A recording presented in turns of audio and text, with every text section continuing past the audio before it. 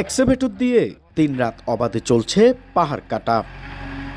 পাহাড়ের পাদদেশ সমতল করে সেখানে গড়ে তোলা হচ্ছে বসতি, নির্মাণ করা হচ্ছে নানা স্থাপনা।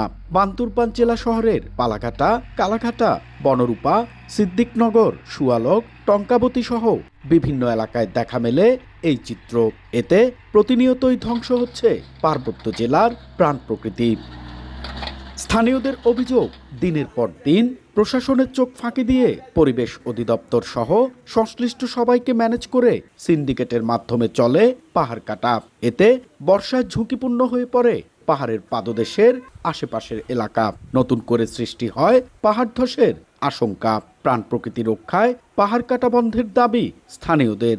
অনুমতিবিহীন তারা কাটতেছে, তারা কাউকে কোনো তোয়াক্কার করতেছে না। বৃষ্টি ফলে তাই তো মাড়ি গায়ের উপরে পড়বে, এগুলো তো রিক্সের উপরে না। যারা পাহাড় কাটে তাদেরকে আইনের আওতায় আনা হোক। পাহাড় খেকুদের আইনের আওতায় আনতে নিয়মিত অভিযান চলছে বলে জানিয়েছে পরিবেশ অধিদপ্তর। সম্প্রতি সময় যেসব জায়গায় পাহাড় কর্তন দেখা যাচ্ছে সেসব জায়গায় আমরা প্রত্যেকটা জায়গায় ভিজিট করেছি।